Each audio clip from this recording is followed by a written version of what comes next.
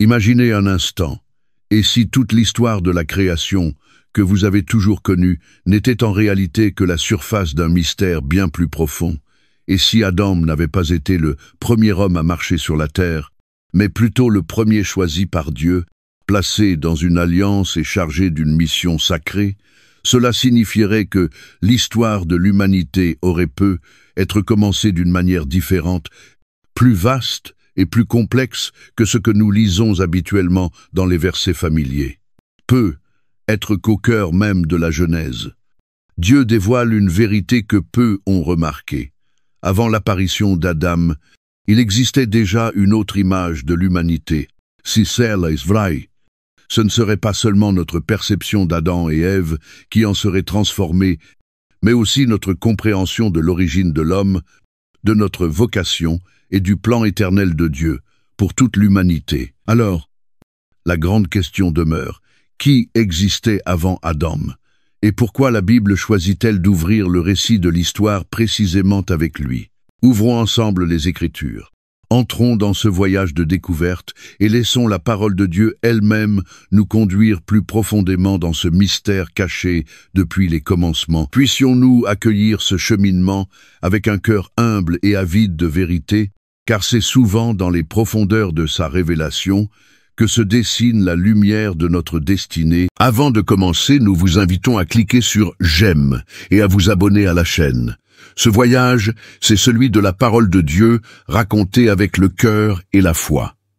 Chaque geste de soutien, aussi simple soit-il, nous encourage profondément et permet à la parole du Seigneur de toucher d'autres cœurs en quête de vérité et d'espérance.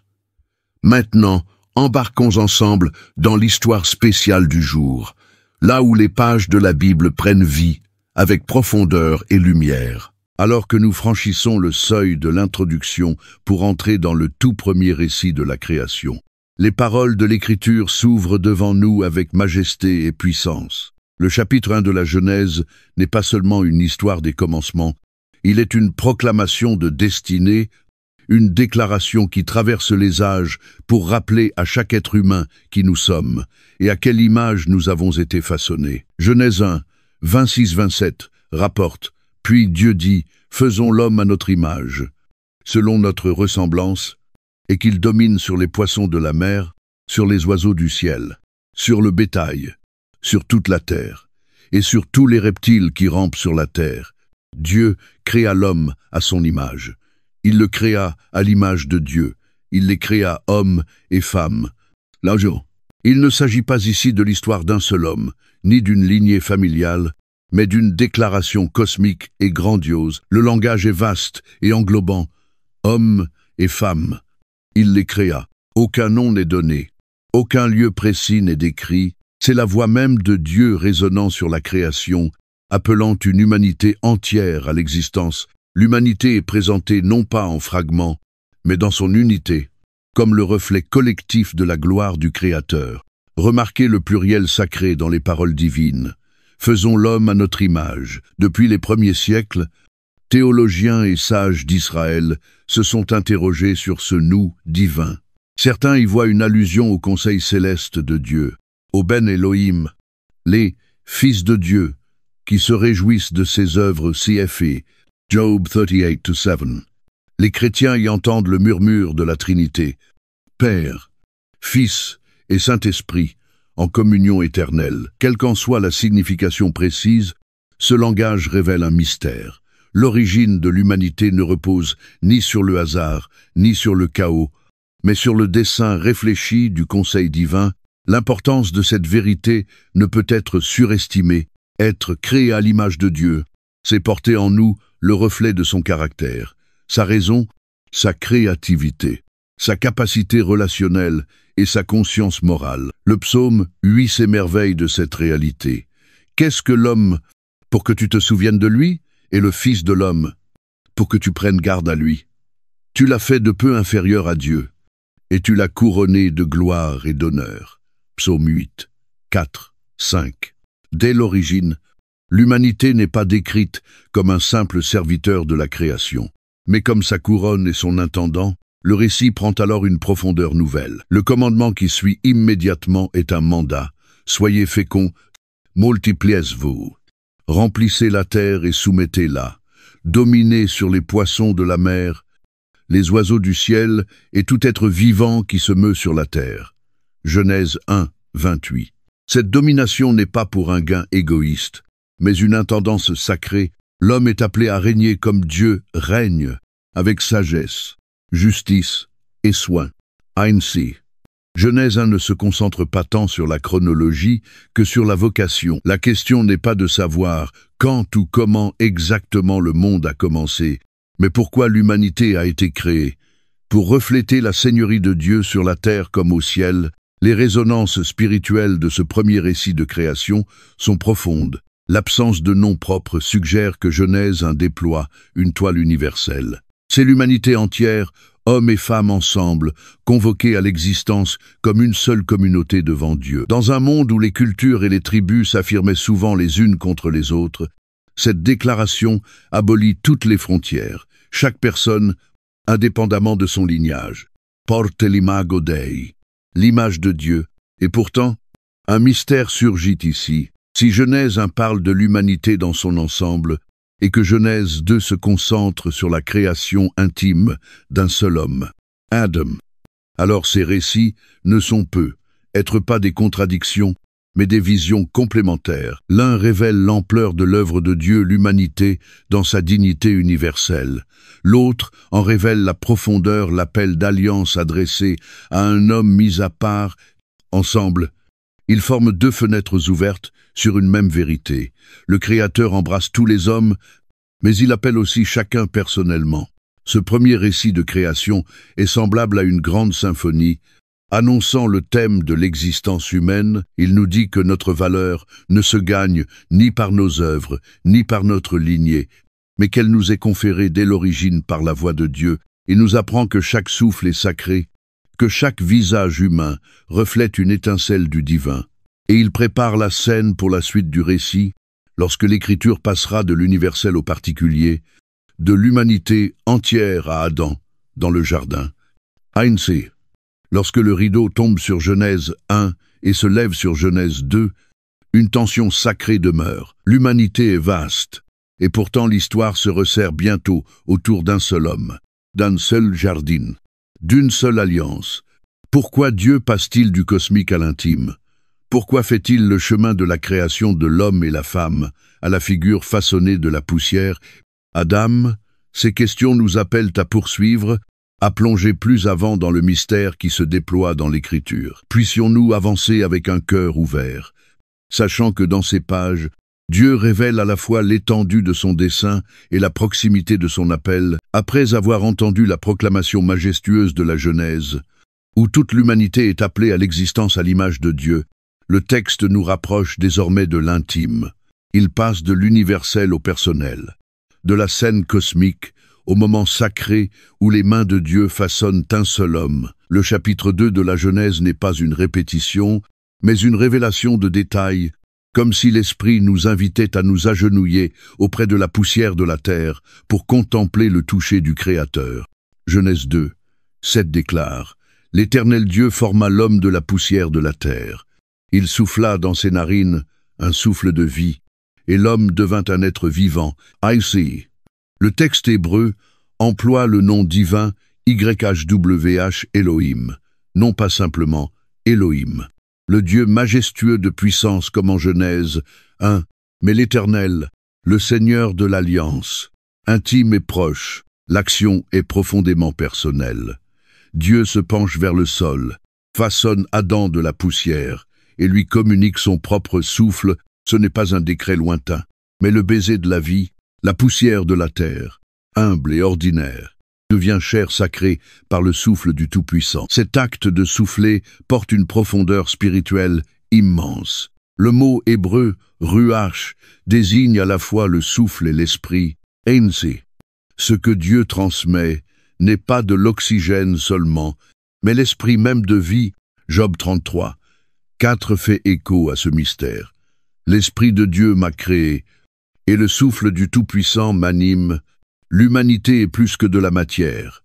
Nous sommes de la poussière animée, des vases porteurs du souffle divin. des créatures qui unissent en elles la terre et le ciel. À mesure que le récit progresse, l'unicité d'Adam se révèle.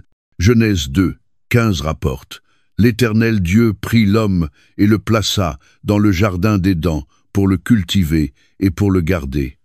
Les verbes employés abad, servir, adorer et shamar, garder, protéger, sont les mêmes que ceux qui décrivent plus tard le service des prêtres dans le tabernacle, cf. Nombre 3, 7-8. Adam n'est donc pas simplement un jardinier, il est le premier prêtre de la création. Chargé d'un service sacré et d'une garde sainte, l'Éden est plus qu'un jardin. Il est le premier sanctuaire, un temple de la présence divine sur la terre. La création de la femme approfondit encore ce mystère. Genèse 2, 18 dit: Il n'est pas bon que l'homme soit seul. Je lui ferai une aide semblable à lui. Contrairement à Genèse 1 où homme et femme apparaissent ensemble, ici, la femme est formée plus tard, à partir du côté même d'Adam. Genèse 2, 20 et 1, 22 décrit: Alors l'Éternel Dieu fit tomber un profond sommeil sur l'homme, qui s'endormit. Il prit une de ses côtes et referma la chair à sa place. L'Éternel Dieu forma une femme de la côte qu'il avait prise de l'homme, et il l'amena vers l'homme. Ce geste n'est pas anodin, il est chargé de symbolisme. La femme n'est pas tirée de la tête de l'homme pour dominer sur lui, ni de ses pieds pour être piétinée, mais de son côté, pour se tenir à ses côtés, égale en dignité, unie à lui dans une alliance sacrée. Ce moment annonce le mystère de l'alliance, de même que le côté d'Adam est ouvert pour faire surgir son épouse, Ainsi. En Jean 1934, le côté du dernier Adam, le Christ est percé, et il en sort du sang et de l'eau, signe de l'Église.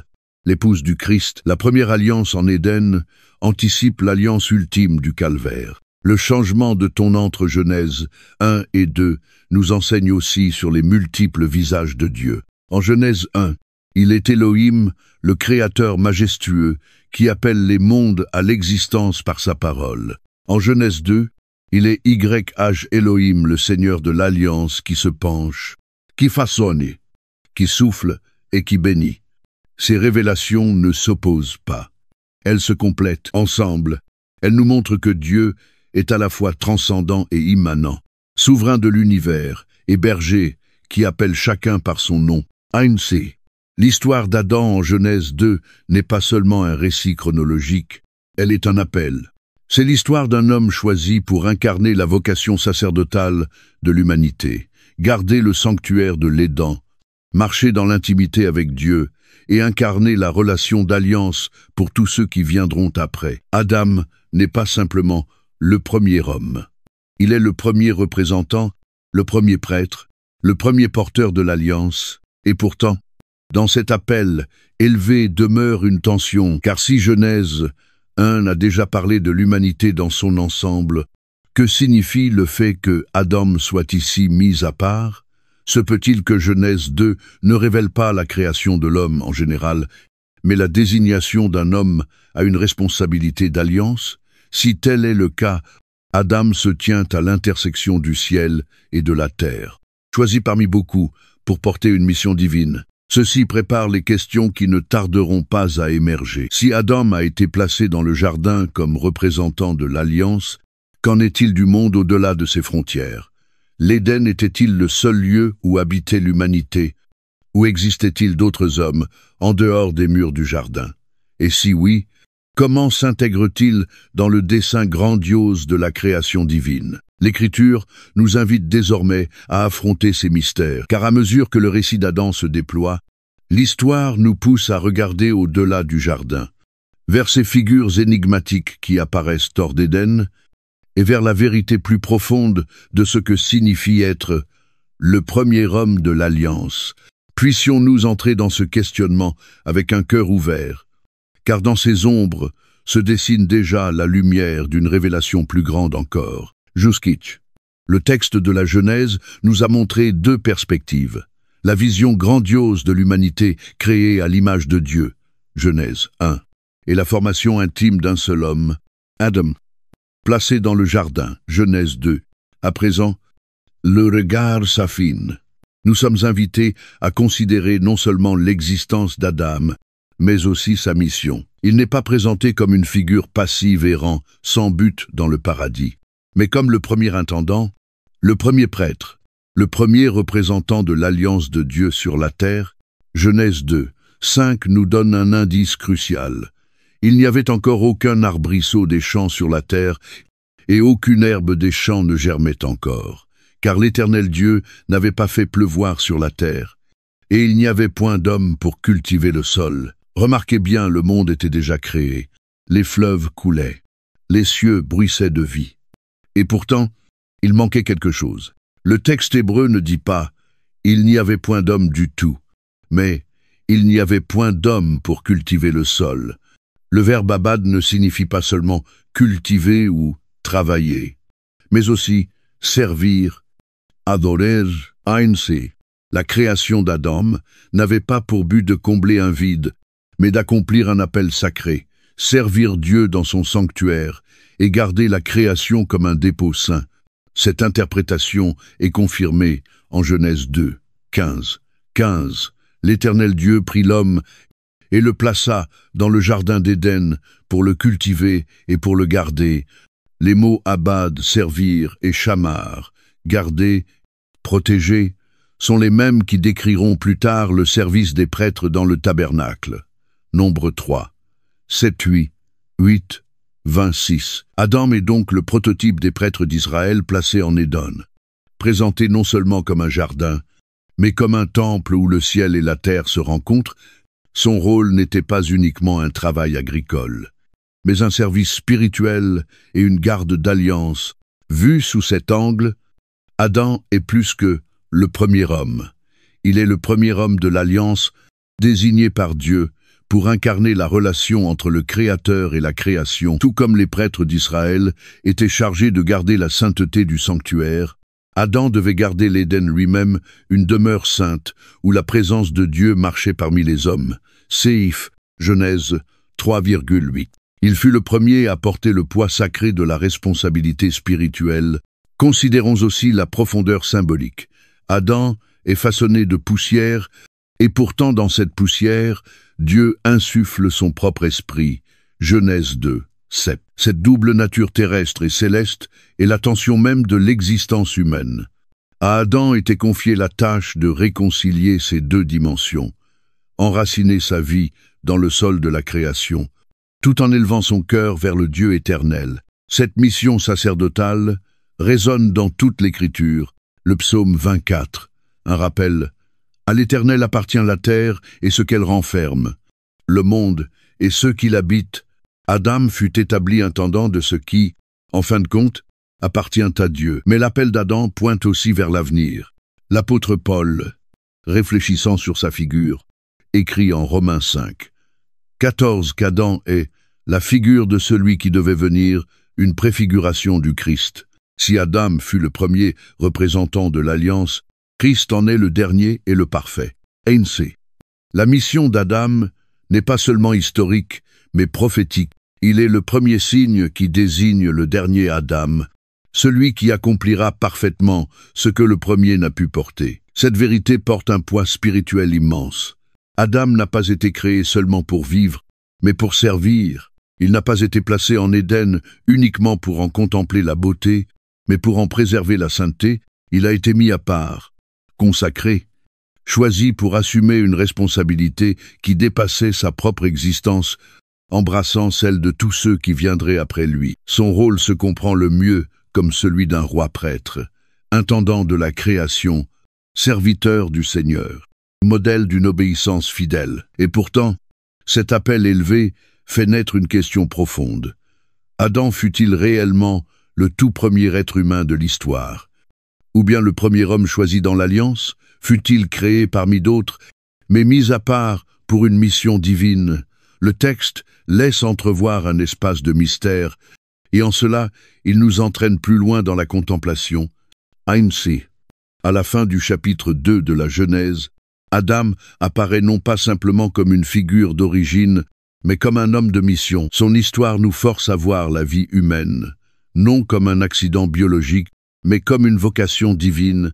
Nous avons été créés non seulement pour vivre, mais pour servir, non seulement pour respirer, mais pour adorer, non seulement pour exister, mais pour porter une responsabilité devant le Dieu vivant. Tout cela prépare le grand drame à venir. Car si Adam est l'intendant choisi de Dieu en Éden, que se passe-t-il lorsque son obéissance vacille? Et s'il a été appelé à garder le jardin, quelles forces extérieures le menacent? Le récit commence à se tendre, car le mystère de l'appel d'Adam nous conduit à affronter les mystères plus profonds de la chute de l'humanité et du destin qui en découlera. Puissions-nous entrer dans ce récit avec un esprit éveillé, afin de discerner non seulement l'origine de l'homme, mais aussi le dessein éternel de Dieu pour nous tous. Après avoir suivi la mission sacrée d'Adam en Éden, l'Écriture se tourne vers ses descendants, et c'est là qu'émerge l'un des mystères les plus déroutants de la Genèse. Le chapitre 4 raconte l'histoire de Caïn, premier-né d'Adam et Ève, et d'Abel, son frère. Ce qui commence comme un récit d'adoration se transforme rapidement en le premier meurtre. Pourtant, derrière ce drame, se cachent des questions qui dépassent la simple lecture du texte, des questions qui agitent depuis des siècles les esprits des théologiens, des rabbins et des croyants. Genèse 4, 8 rapporte la tragédie. Caïn dit à son frère Abel, mais, comme ils étaient dans les champs, Caïn se jeta sur son frère Abel et le tua, dévoré par la jalousie, parce que Dieu avait agréé l'offrande d'Abel, mais pas la sienne. Caïn méprisa l'avertissement divin. Le péché est tapis à ta porte. Son désir se porte vers toi, mais toi, domine sur lui. Genèse 4, sept.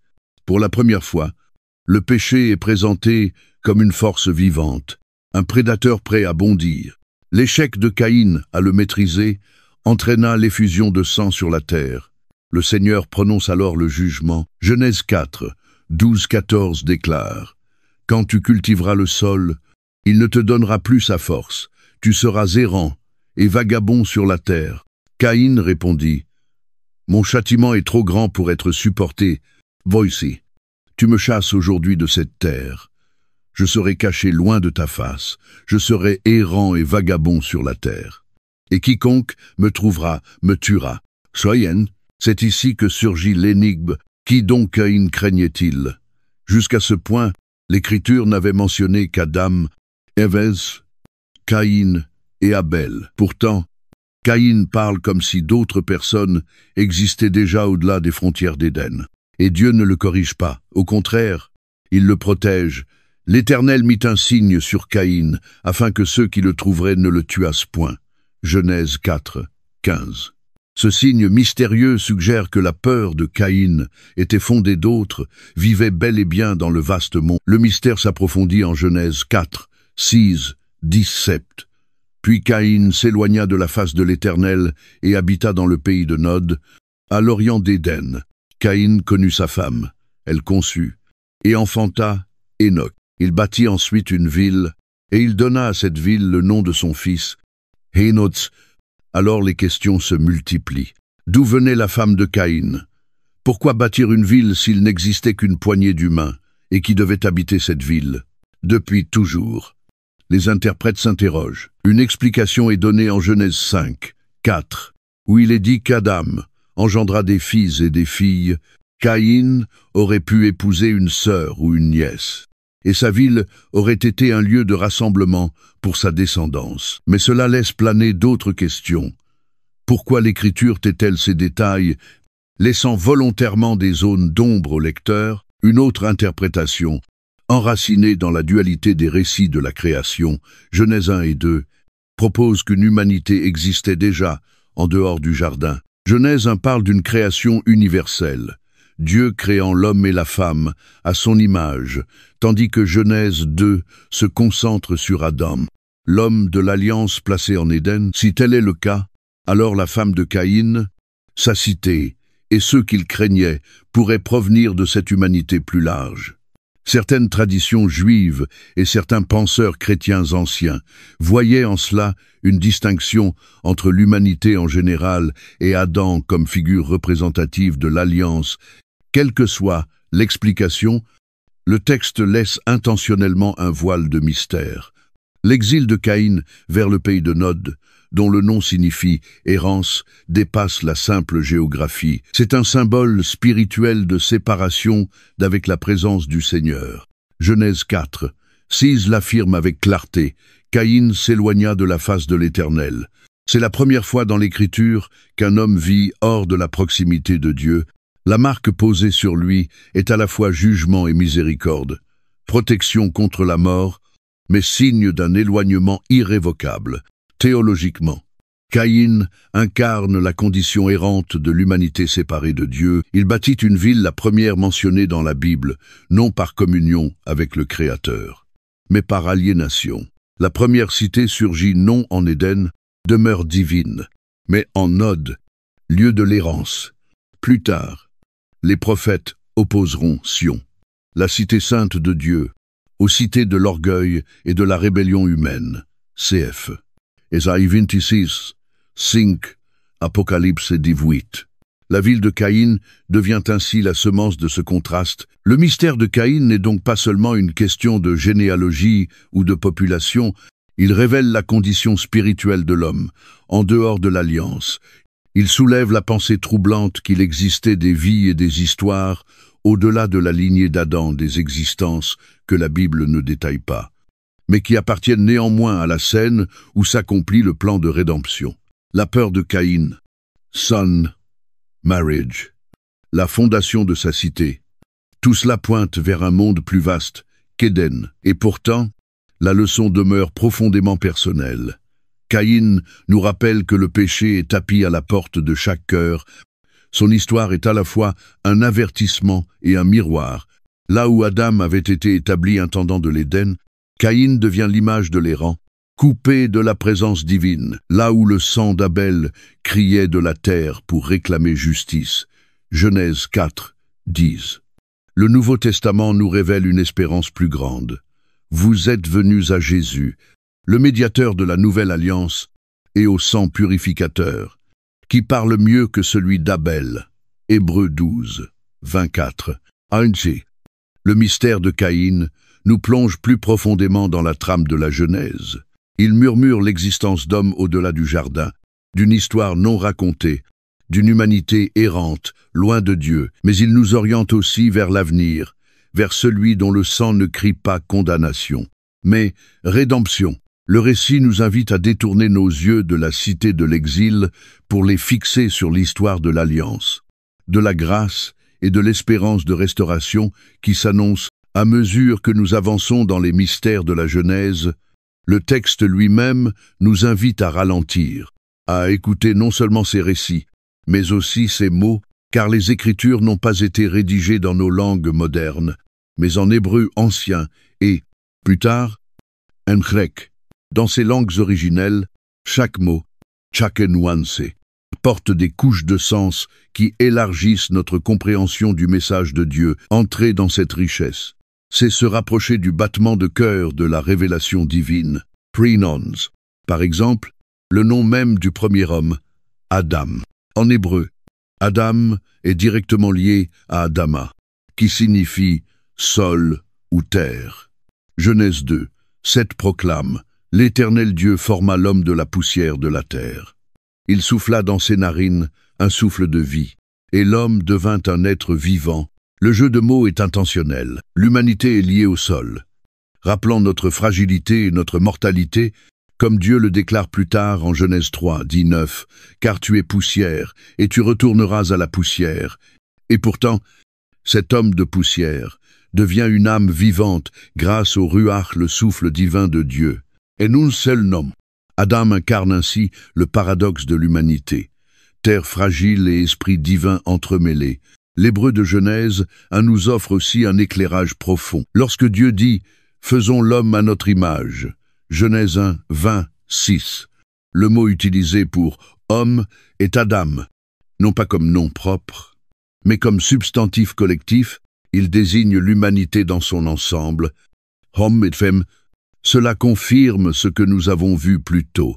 Genèse 1 décrit la création universelle de l'humanité, tandis que Genèse 2 introduit Adam comme une figure d'alliance particulière. La langue elle-même préserve cette distinction. Tissant la théologie dans sa grammaire, un autre mot d'une grande portée est tselem, traduit par image. L'humanité est faite al tselem Elohim, l'image de Dieu.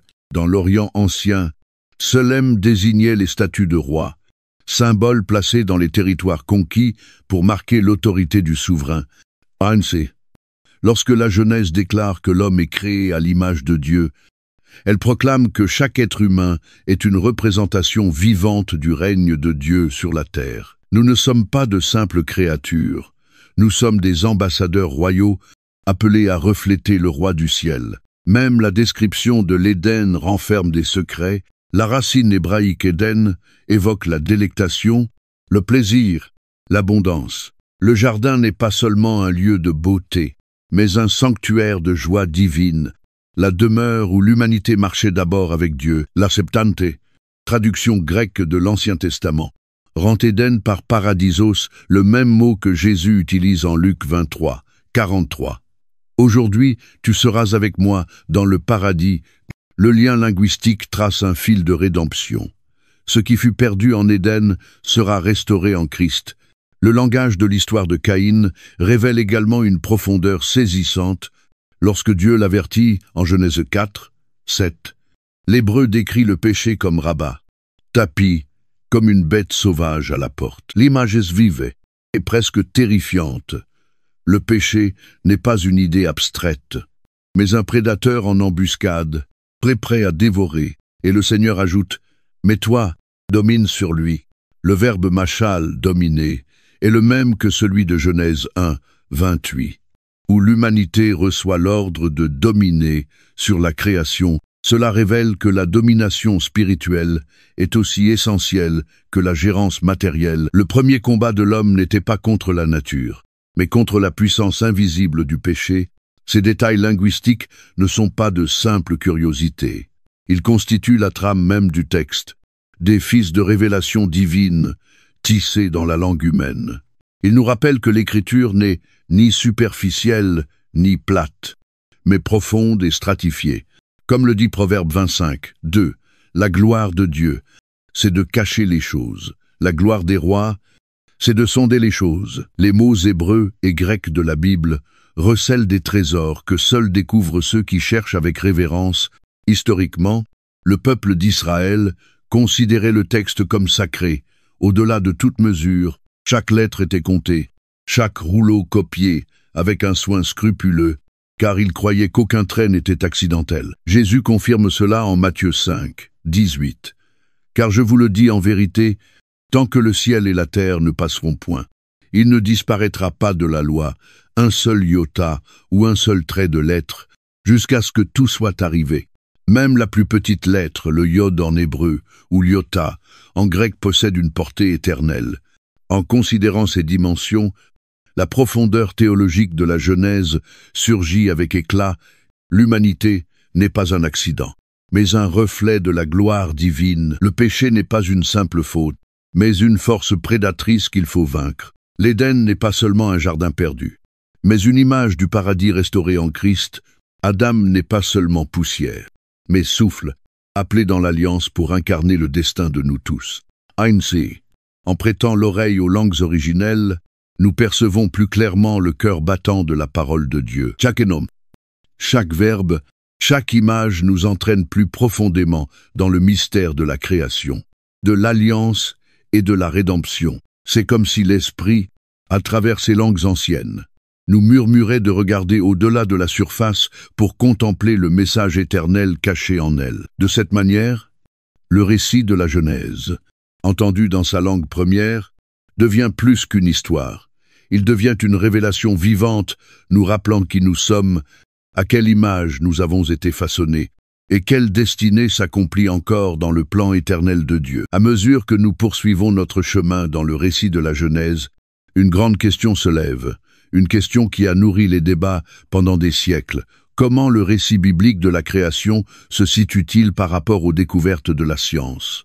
À première vue, l'écriture et la science semblent emprunter des sentiers parallèles, l'une parlant le langage de la foi, l'autre celui de l'observation empirique. Pourtant, en regardant de plus près, avec révérence pour la parole de Dieu et humilité devant l'immensité de son univers, nous découvrons que ces deux voies ne sont pas ennemies, mais compagnes. Convergents pour révéler ensemble la majesté du Créateur, la Bible s'ouvre par une déclaration solennelle. Au commencement, Dieu créa les cieux et la terre. Genèse 1.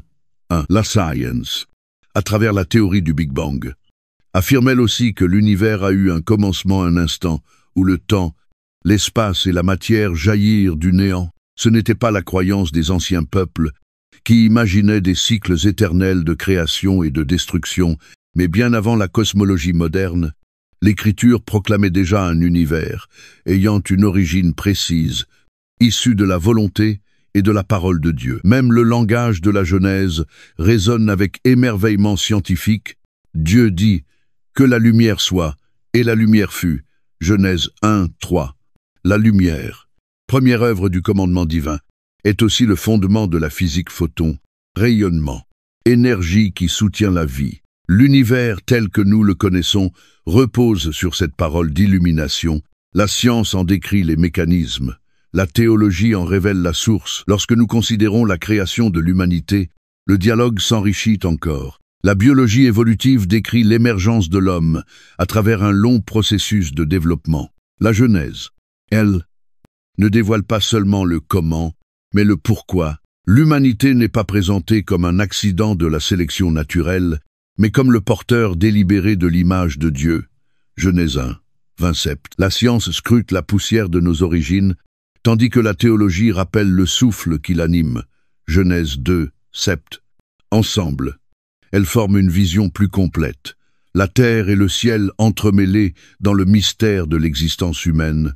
L'histoire nous montre que foi et découverte ont souvent marché main dans la main. Beaucoup de pionniers de la science, Johannes Kepler, Isaac Newton, Blaise Pascal voyaient leur travail, non comme un défi à Dieu, mais comme un acte d'adoration, cherchant à dévoiler les lois par lesquelles il gouverne la création. Kepler écrivait « Je ne faisais que penser les pensées de Dieu après lui. Étudier l'univers, c'est suivre les traces de son artisan. Mais il est aussi des mystères que la science ne peut pénétrer. Les Écritures nous rappellent que la création n'est pas seulement matérielle, mais spirituelle. » Hébreux 11:3 déclare « C'est par la foi que nous reconnaissons que le monde a été formé par la parole de Dieu, en sorte que ce qu'on voit n'a pas été fait de choses visibles. La science décrit ce qui est visible. La foi révèle l'invisible. La science mesure l'univers. La théologie en proclame le sens. Même la question du temps de la création a suscité bien des discussions. Le mot hébreu yom, jour, en Genèse, un peu désigné un jour littéral, mais aussi une ère ou une période. Le psaume 90, 4 reflète cette souplesse, car 1000 ans sont, à tes yeux, comme le jour d'hier.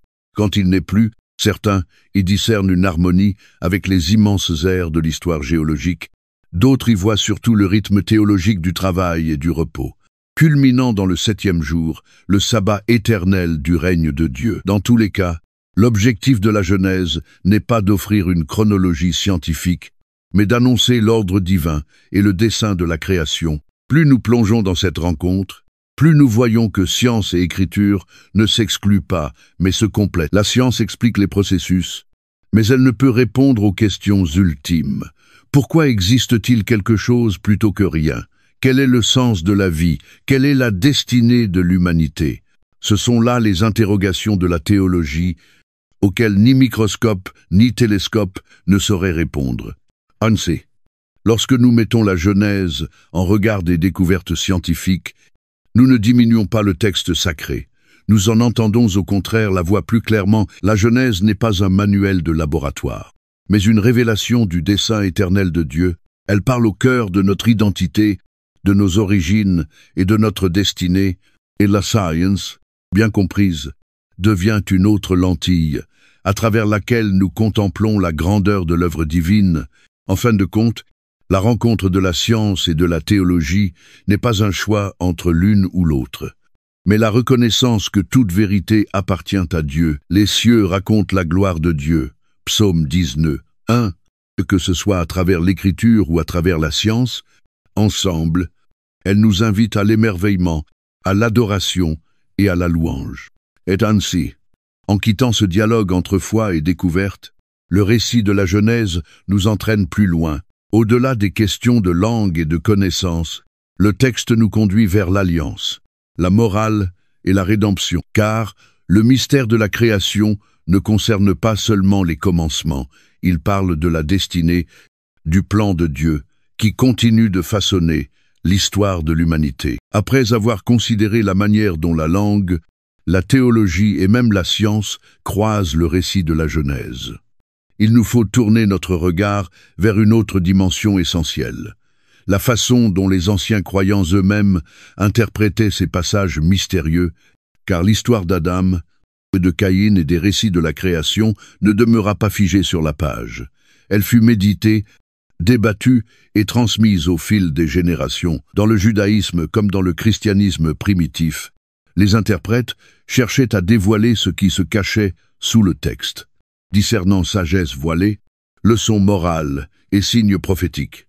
Leur voix, résonnant depuis l'Antiquité, nous aide à pénétrer les couches spirituelles plus profondes de l'Écriture.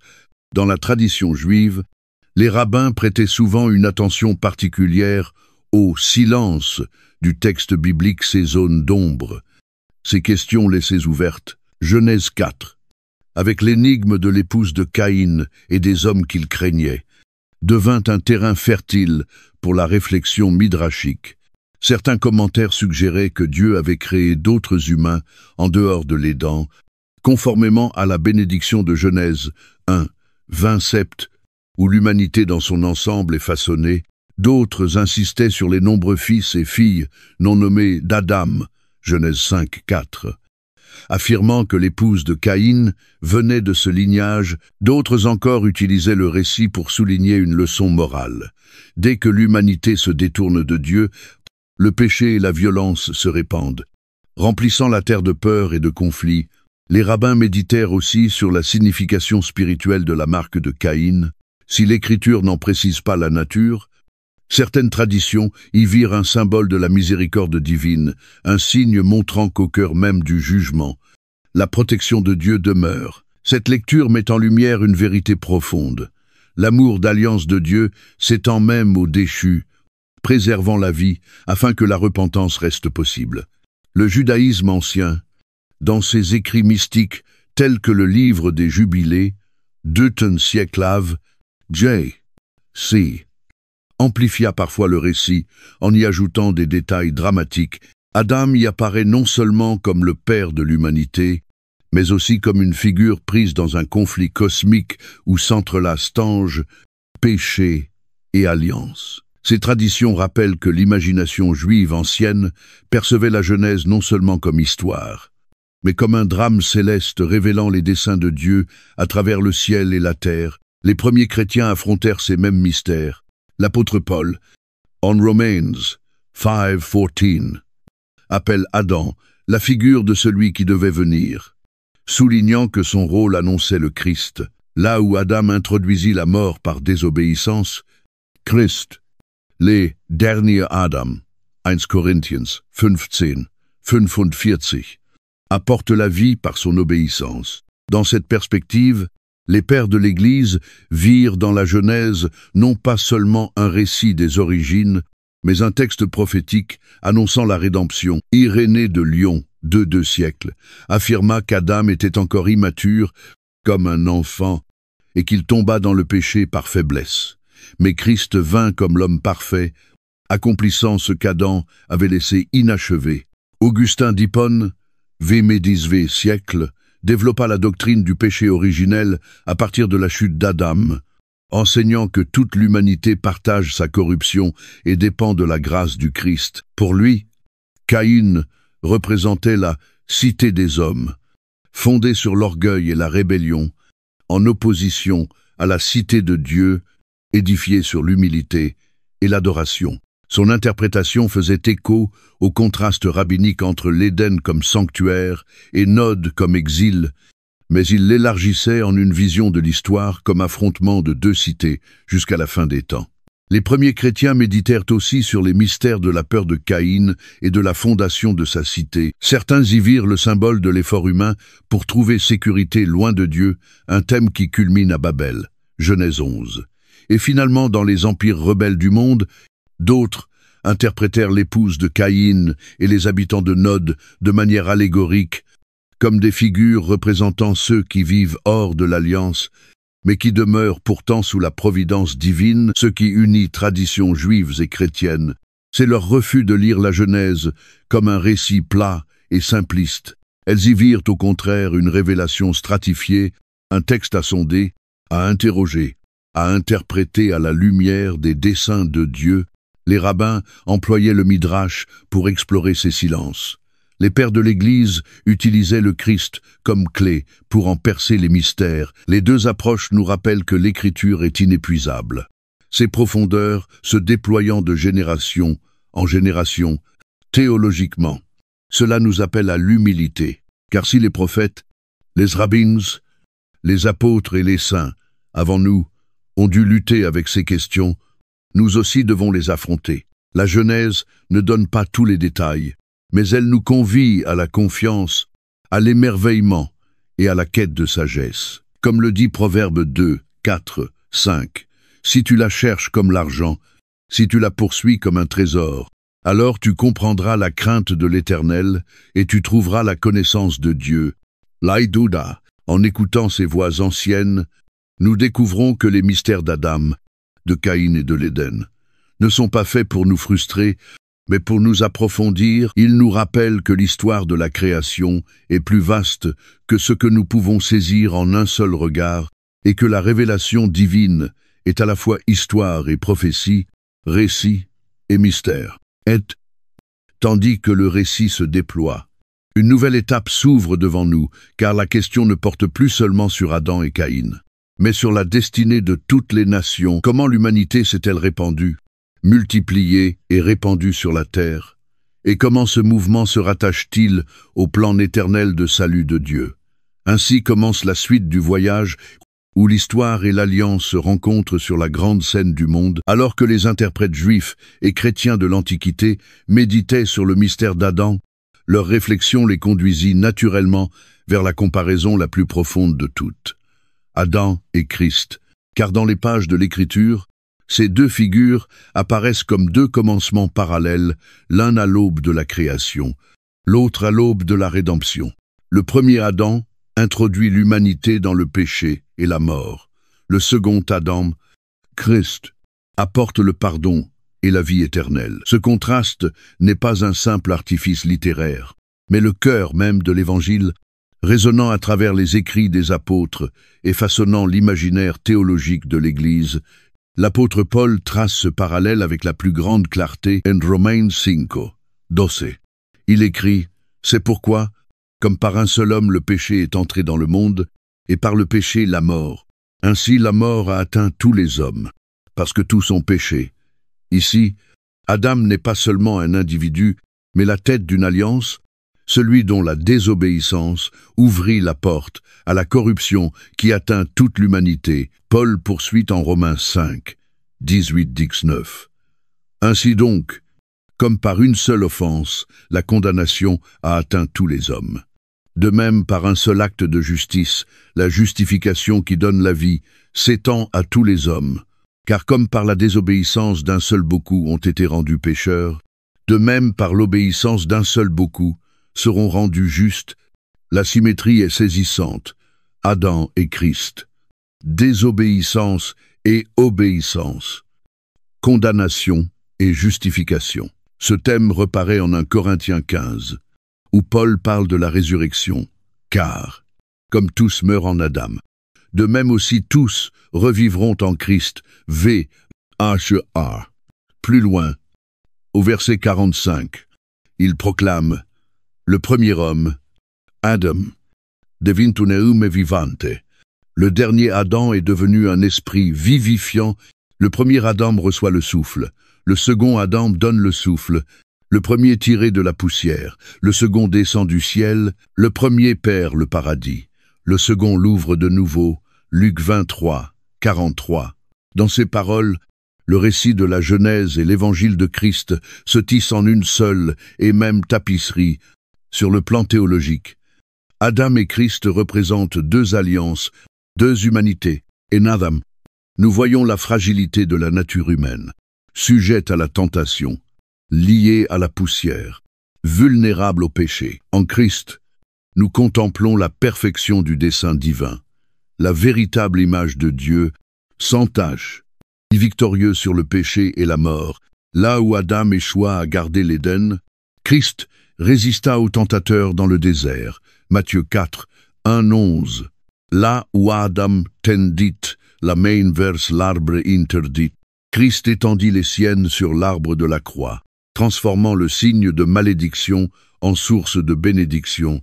Les premiers écrivains chrétiens développèrent ce mystère avec profondeur. Irénée de Lyon parla de l'œuvre du Christ comme d'une récapitulation.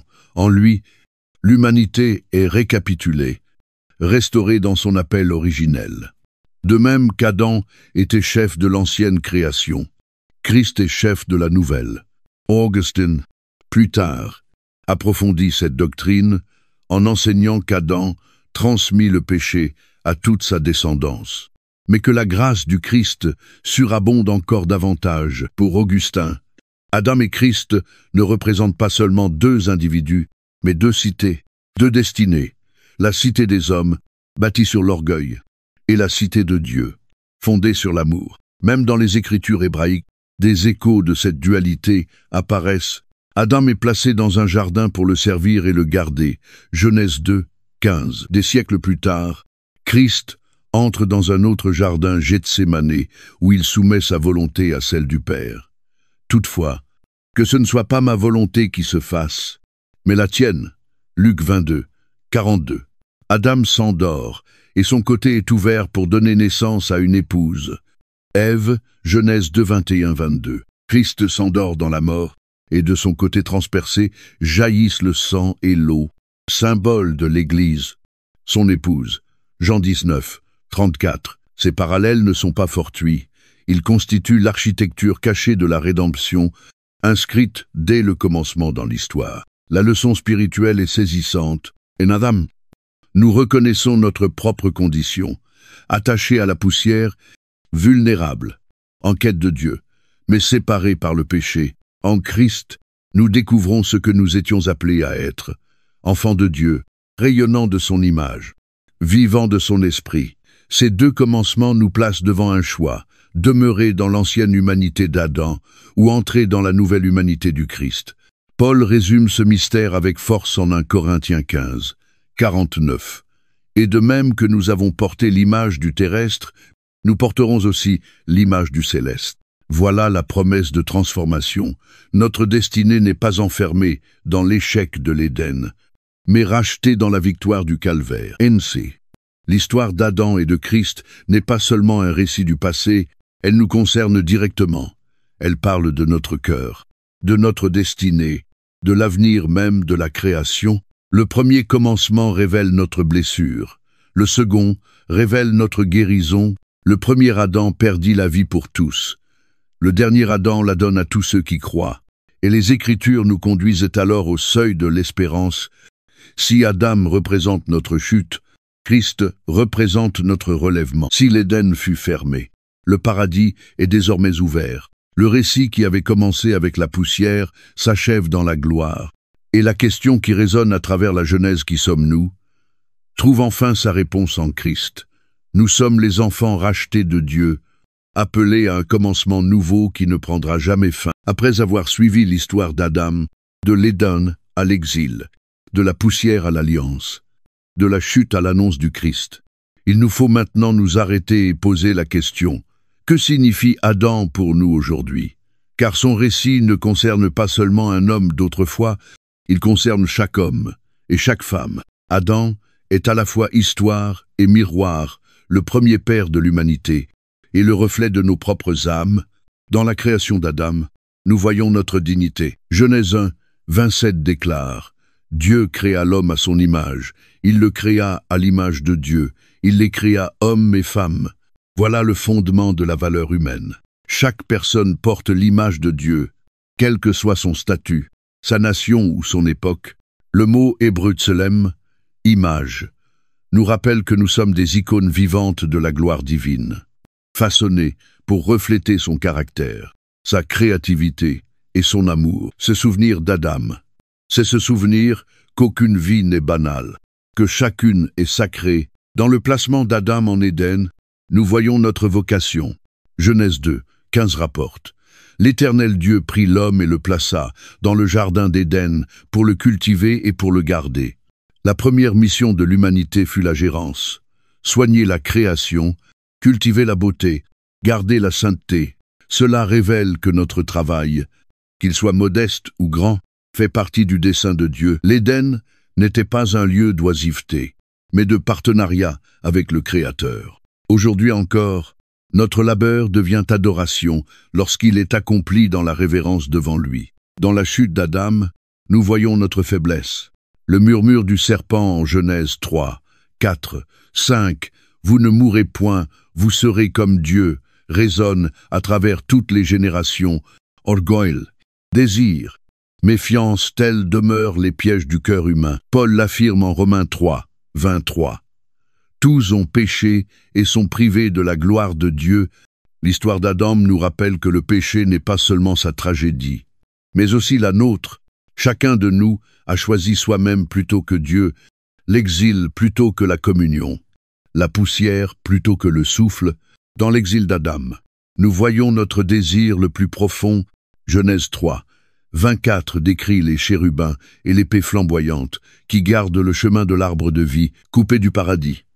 L'humanité n'a cessé depuis de désirer la restauration, le retour à la maison. La paix.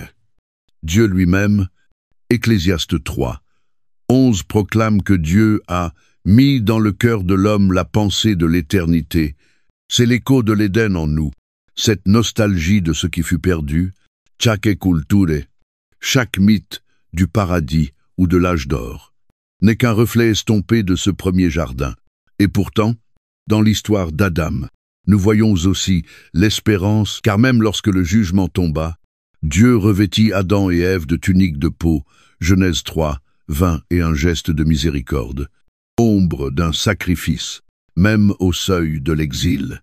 La promesse de la rédemption fut annoncée. La descendance de la femme écrasera la tête du serpent. Genèse 3, 15. L'histoire d'Adam nous oriente vers le Christ, le nouvel Adam, qui accomplit ce que le premier n'avait pu porter. Quelle application pour nous aujourd'hui? La voici, la vie d'Adam est notre vie. Sa dignité nous rappelle d'honorer chaque être humain comme portant l'image de Dieu. Sa vocation nous appelle à vivre comme intendant fidèle de la création.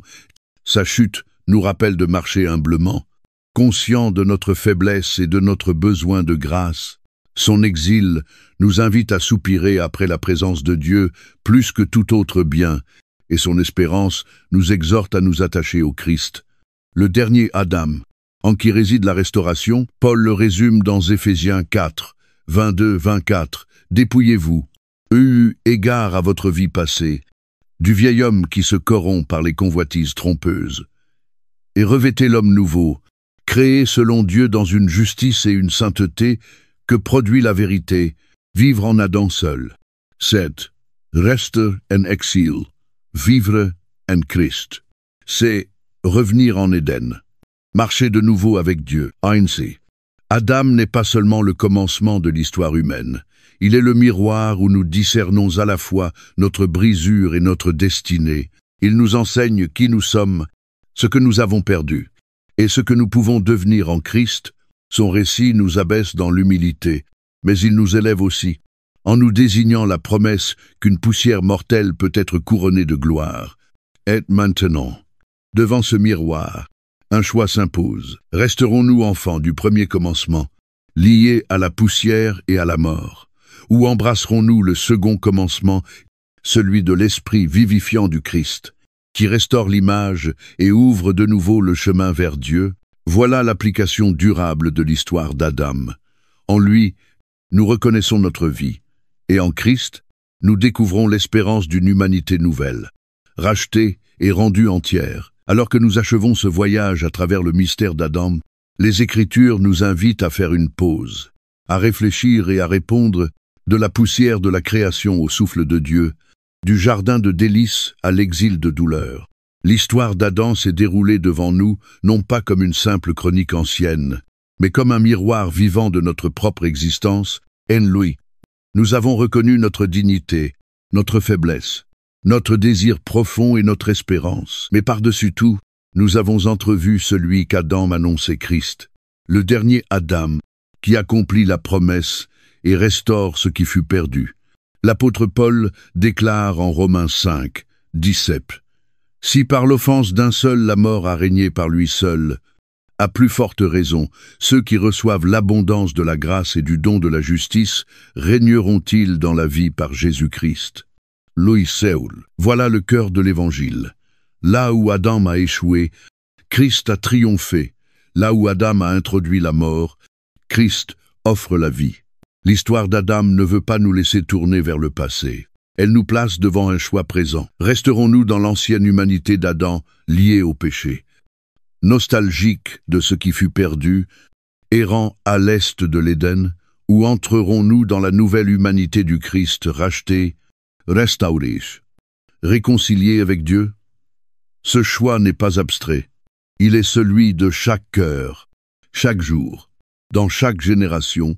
À travers l'histoire, l'homme a cherché à retrouver le paradis par la philosophie, par le pouvoir, par la quête du plaisir. Mais toutes ces voies échouent, car le chemin de retour vers l'Éden n'est pas gardé par l'effort humain, mais par la miséricorde de Dieu.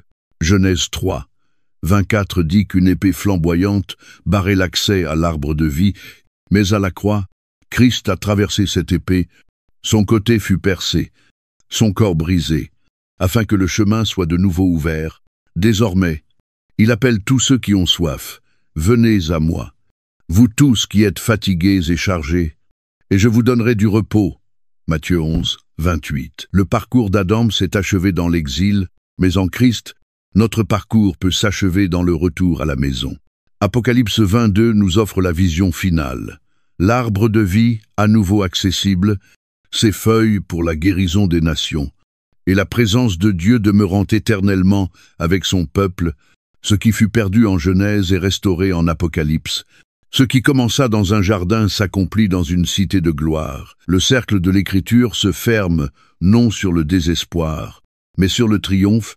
Voici donc l'invitation, te voir en Adam, mais trouver ta vie en Christ, reconnaître ta fragilité, mais recevoir son souffle de nouvelle création, reconnaître ton exil, mais emprunter le chemin du retour ouvert par sa croix, confesser ton péché, mais embrasser sa grâce, comme le rappelle 1 Corinthiens 15, 49.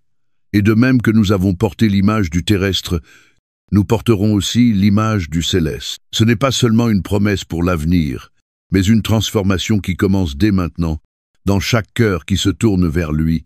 Que l'histoire d'Adam ne reste donc pas pour nous un récit figé dans l'Antiquité, mais qu'elle devienne un appel vivant, une invitation divine.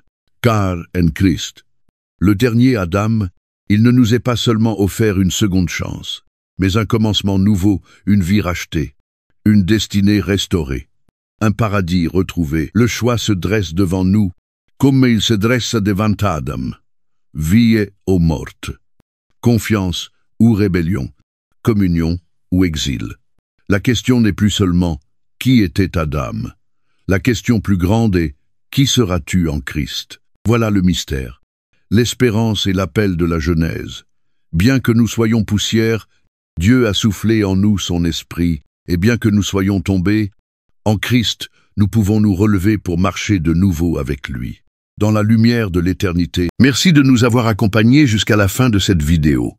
Chaque récit biblique est un chemin de retour vers Dieu, discret mais puissant, qui nourrit notre foi jour après jour. Si ce voyage a touché votre cœur, cliquez sur « J'aime » pour partager ce message, et abonnez-vous pour continuer à explorer avec nous d'autres histoires pleines de sens. À très bientôt dans notre prochaine vidéo. Que Dieu vous bénisse, vous et votre famille.